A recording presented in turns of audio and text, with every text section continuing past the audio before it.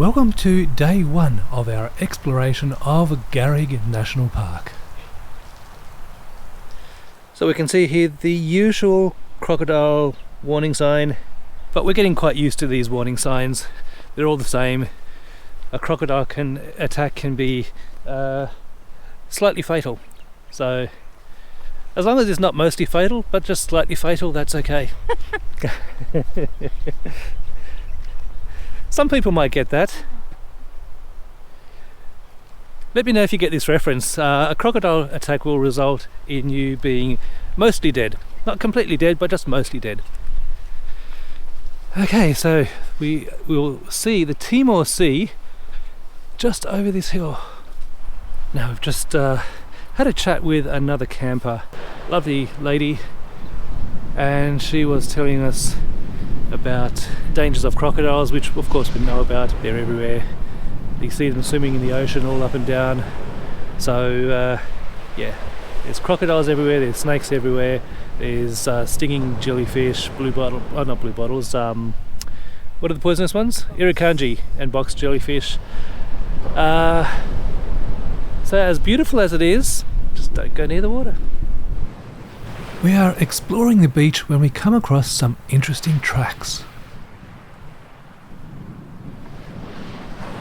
There's footprints with a line. It's got to be a lizard, and you can see which way he was heading.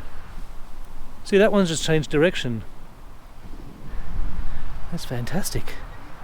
I've just spotted another really interesting track.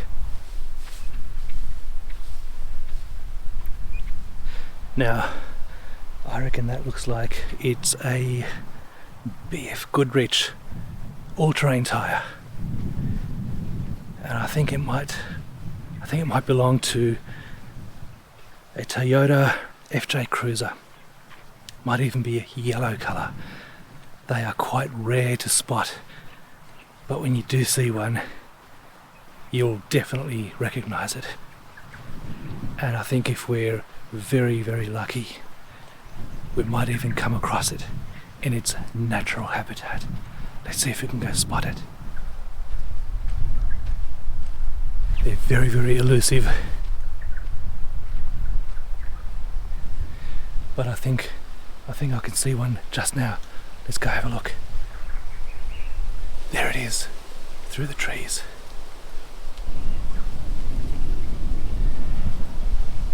The rare yellow FJ Cruiser in its natural habitat. Oh yeah, just call me Artie Attenborough.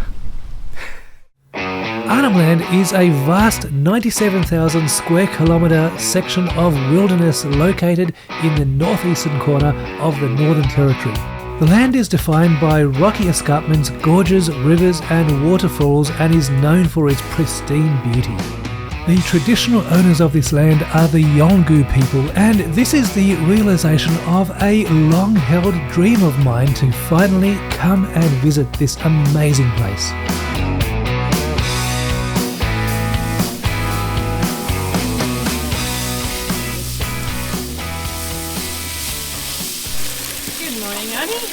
Good morning, good morning. What are we having for breakfast? We're having bacon and egg wraps. I'm excited. Cooking food. This is going to be fantastic. Oh, look at that.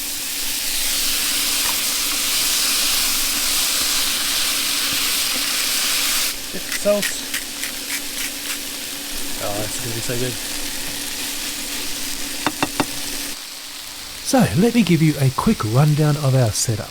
So we had the awning open last night, but I closed it before going to bed, which is my usual habit, because you never know what might happen in the middle of the night. We have our induction cooked up here. We've made some coffee this morning. We're about to do some washing up, so we've got a pop-up basin.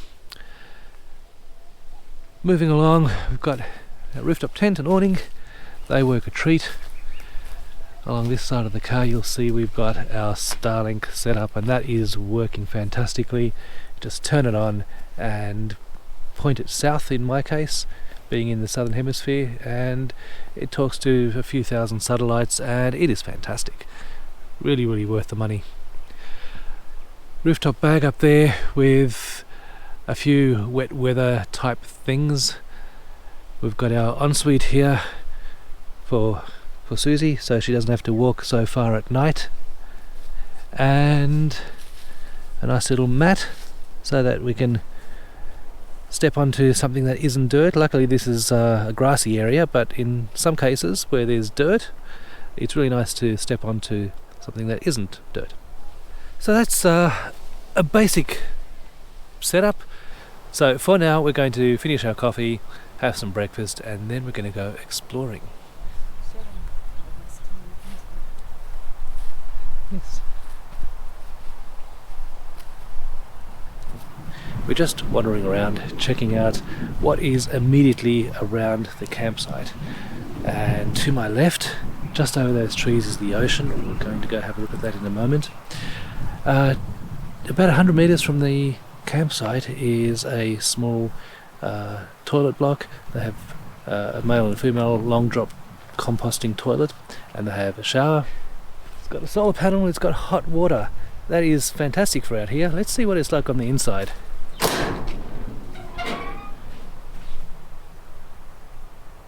So extremely basic, but still a luxury to have hot water all the way in an area as remote as Garig National Park. So it's 11 o'clock, we're just sitting up from camp. We've had a very slow morning. There's a coastal drive that we can do, that we're just about to hit the beach and drive down, have a look at the park. The ranger came over just as I was finishing breakfast, and we had a nice long chat with him, and he gave us a lot of good information about the park. He's actually, his father, and I think father's father was, they were all rangers, and they are all from this region, and I think his grandfather has a property just down the road, and so he grew up here, and so he's carrying on the tradition of looking after the park, which is a really fantastic thing to hear. Now we're just getting to a location. This is only 20 to 30 meters from where we were camping. There's a warning sign that says caution, crocodiles crossing, and he said that normally when you see these warning signs, people might joke that, you know, this is where the animals cross, but they never do. But this is in fact the exact spot where this 4.5 meter croc crosses. This is exactly where he crosses all the time. He lives in the swamp over there. He goes off into the ocean to feed and for a swim, and he goes back to this swamp. So with any luck, we might even see him crossing at some point, probably later on as the sun is going down. There's a swamp right there. So yeah, it's a beautiful day, 25 degrees, and we're heading off exploring, which is something I absolutely love to do. Isn't that swamp sort of where we're camped? Yeah, it is. You said that croc is actually nice and friendly, cuddly type of croc. He doesn't really bother people except when he's hungry, but he's got enough food to eat in the ocean there, so we should be right. Oh, and he has the other billabong over the other side where he takes his ladies. Yes. And they make babies over there. So Garig National Park is about 4,500 square kilometres. It's located on the Coburg Peninsula, and it's about 212 kilometres from Darwin as the crow flies. But it's a very long drive as the car drives. So we had a very long day yesterday getting here. We're going on the coastal drive right now. It's a unique national park in that it's got some unique species of plants and animals. Very, very pretty place. It's a very protected place. They actually tell you need to wash the car down before you come into the national park. They don't want seeds and things introduced into the park. They want everything to be kept absolutely pristine. The national park is actually a merger between two separate national parks. There was Coburg Marine Park and Garig National Park, I think that's how you pronounce it, and then they combined together to form Garig, Gunak, Barlu National Park. Anyway, so that's just some facts. We're going to go and have a bit of a drive. In the local tongue, Garig is the clan of the local inhabitants. Gunak means the land that surrounds a peninsula, and Barlu means the deep blue ocean. One of the other things that we asked him about was those fine little lines going all the way up and down the beach that we had a look at this morning. And we thought they were lizards. What they actually are, they are lizards. They're goannas, but what they do is they come up, the turtles all come and lay their eggs and they go back into the ocean, and then the lizards come out and they go and they gorge themselves on the turtle eggs, and they can eat up to 100 to 120 eggs, and they are completely full. Their gut is full, and that line is actually their gut dragging along the ground as they're scampering away. How many eggs did they say? 100 to 120 eggs. Oh, that's unreal. I know. So that is really interesting. Oh my god, look at the colour of the water.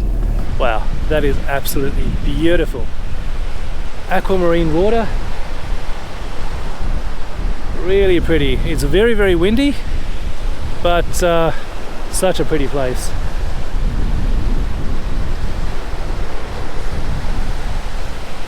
This is the Timor Sea. Never thought I'd get to see it. There's an island up there.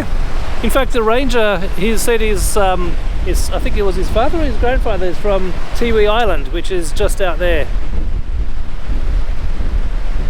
Beautiful.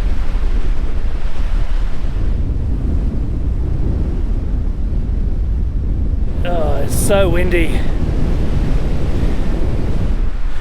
Really, really beautiful place.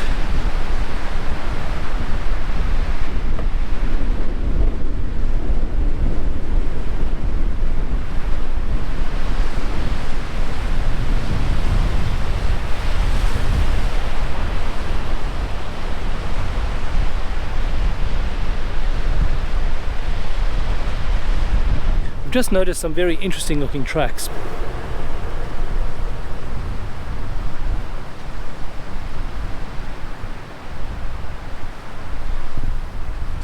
So that is very clearly a hoof mark there and there, and he's dragging his foot as he's stepping and then dragging, stepping and dragging, like that, I'd say. So there's some kind of animal. It could be a cow or it could be a buffalo. We know that buffaloes do live here in the national park, and that could well be a buffalo track. Let's see if we can go find our buffalo. This is the start of the coastal drive. It is a beautiful meandering track near the coast, and everywhere there are places to stop and get out and explore the coastline. It is really an amazing drive.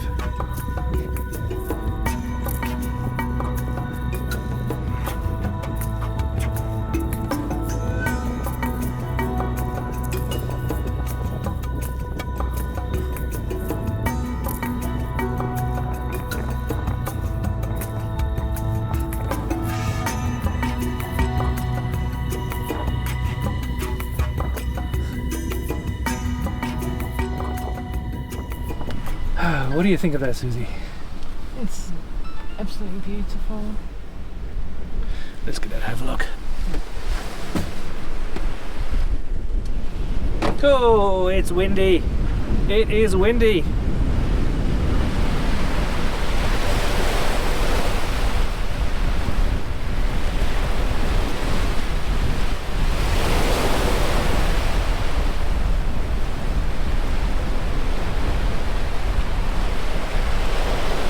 The ranger was telling us that we've got to be really, really careful with the wildlife in the park. There was an elderly gentleman not all that long ago. He picked up a shell. It was a large shell, and he liked the look of it, and he put it in his car. But inside the shell was a snake. I think it was some kind of a venomous sea snake. And once the shell was in the car, the snake then came out of the shell and bit the guy, and because unfortunately he passed away in the park, and that's really, really unfortunate. So needless to say, I'm not going to be picking up any shells, but it is a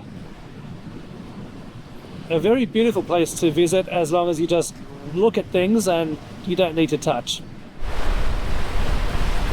It's a very rugged, harsh environment, and it has its own beauty. Is that coral or is that? No, some kind of sea life that's dried up and.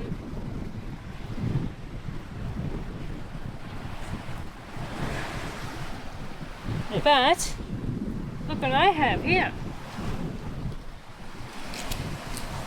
What do you think that is, Artie? They're turtle eggs. So these are the turtle eggs that the lizards or goannas eat. Look at that, it's all collapsed in on itself and dried up. Maybe they're hatched? Which is a shame.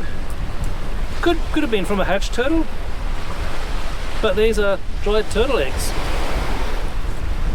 I'll go put them back.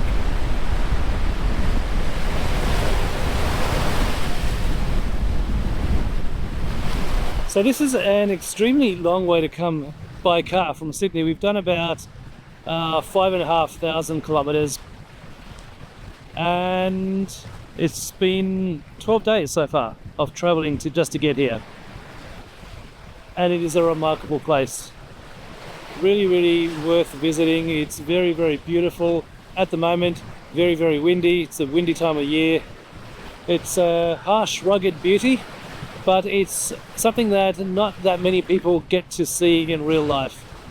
And I'm looking forward to what we might find next.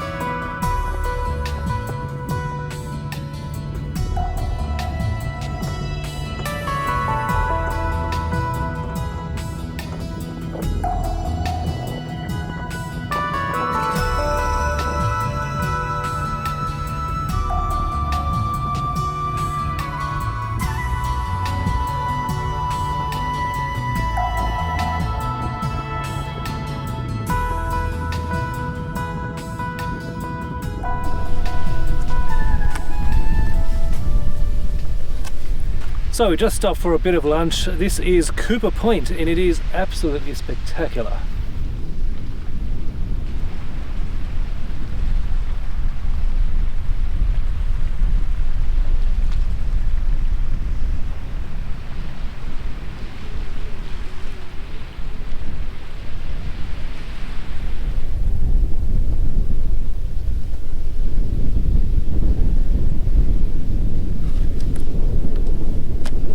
Wind seems to have died down a little bit. It's still quite windy, but certainly not as windy as it was before. There's a scattering of black rocks in front of me, and it is a really pretty place in a rugged sort of way. These rocks are black, porous rocks.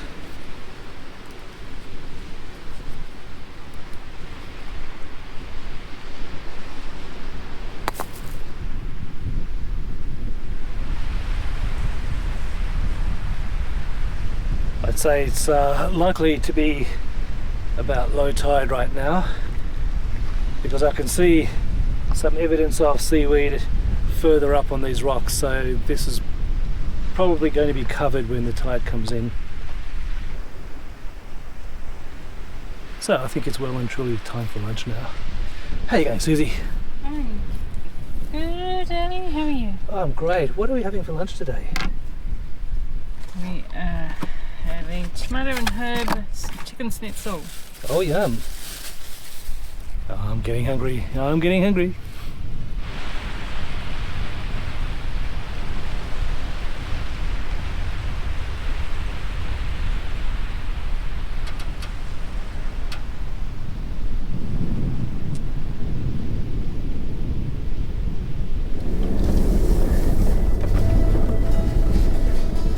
Such a pity that we can't go swimming.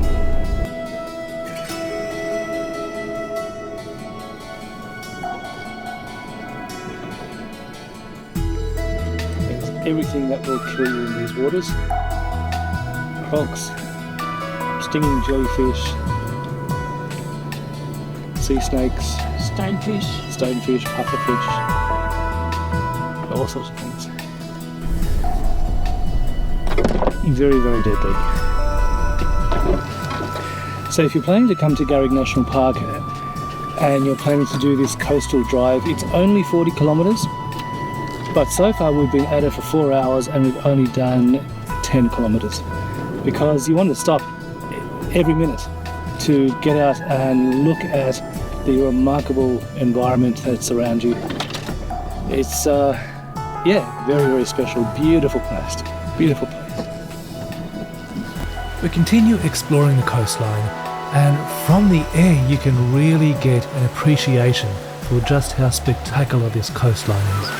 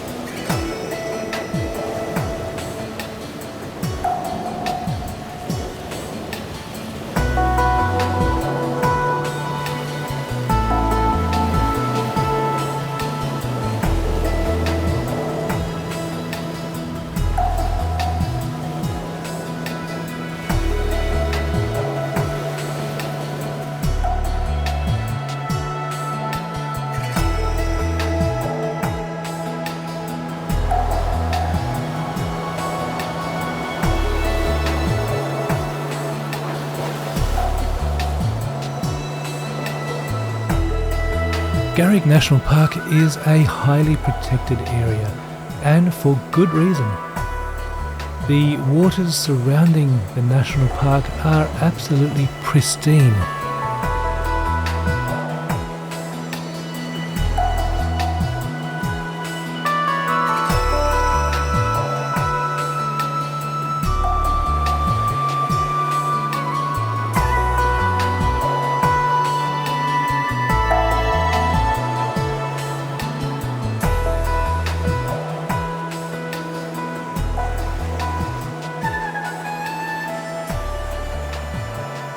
As we were driving, we were chatting about what we like most about Garig National Park. What I like about it is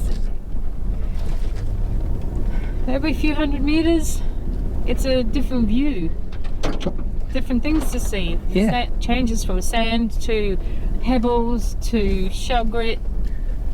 We've got these really red rocks. Yeah, red to brown, black rocks. The water, yeah, the colour, really reddy orange to blue to aquamarine. Oh, it's stunning. it is really amazing. And we've had these all this driftwood lining the shore everywhere you look. Really quite spectacular. One of the most spectacular sights in the whole national park is the colour of the water. This particular place, the beach is made of black sand and the water is stained red from the minerals underneath. As you fly out over the ocean, it slowly changes colour to the most beautiful aquamarine.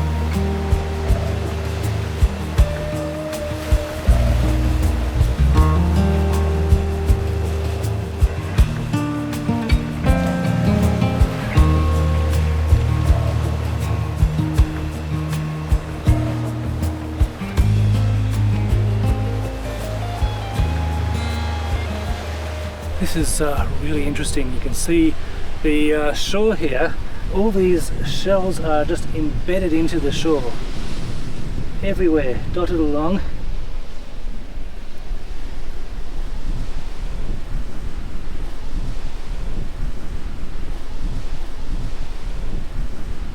What we have here is shells being deposited on the beach. The sand, which is actually this really black pebbly stuff, is black because of the minerals, and it gets compacted into the shore, and eventually it gets washed out again, and the shells get exposed. It's really quite interesting.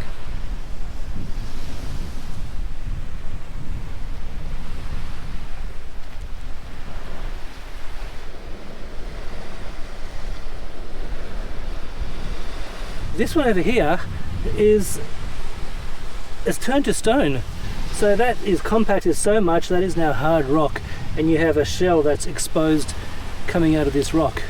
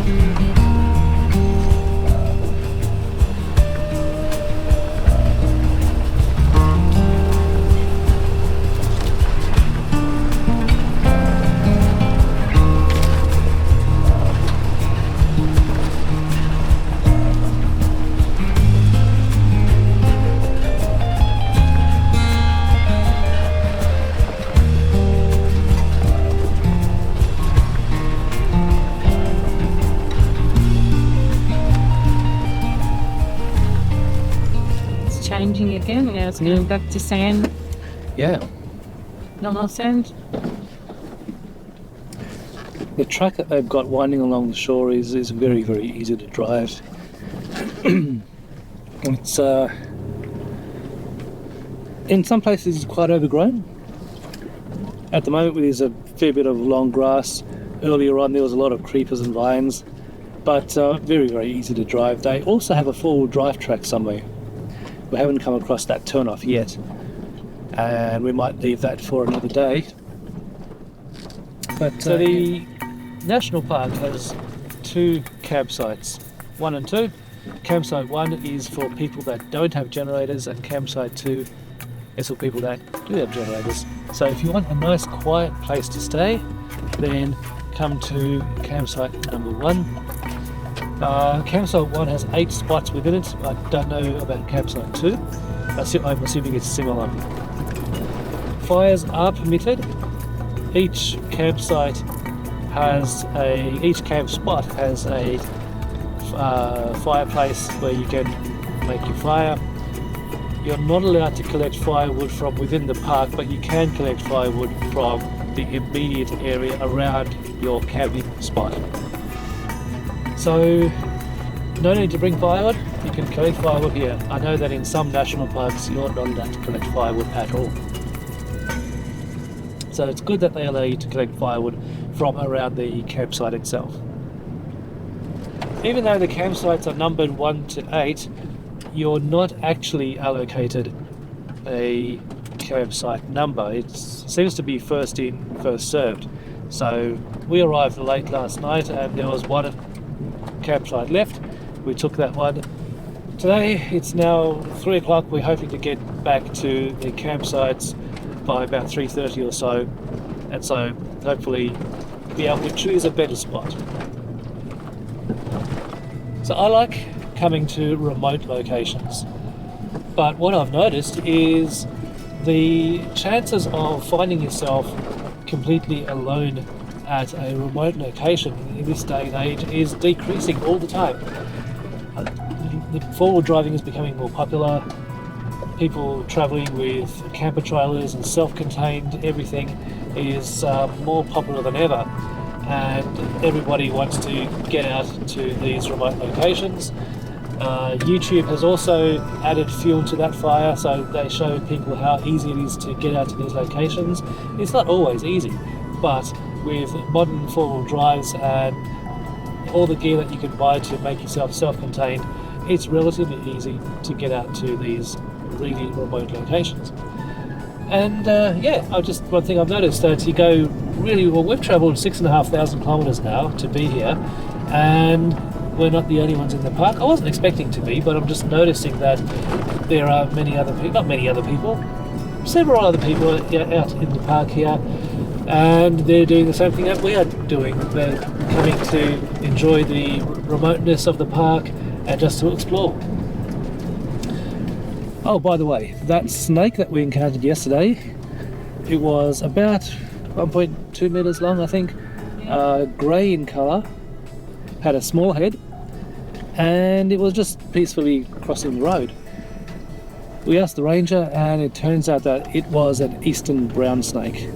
Now, they are highly venomous, and even though the name is the eastern brown snake, it doesn't mean that they necessarily have to be brown.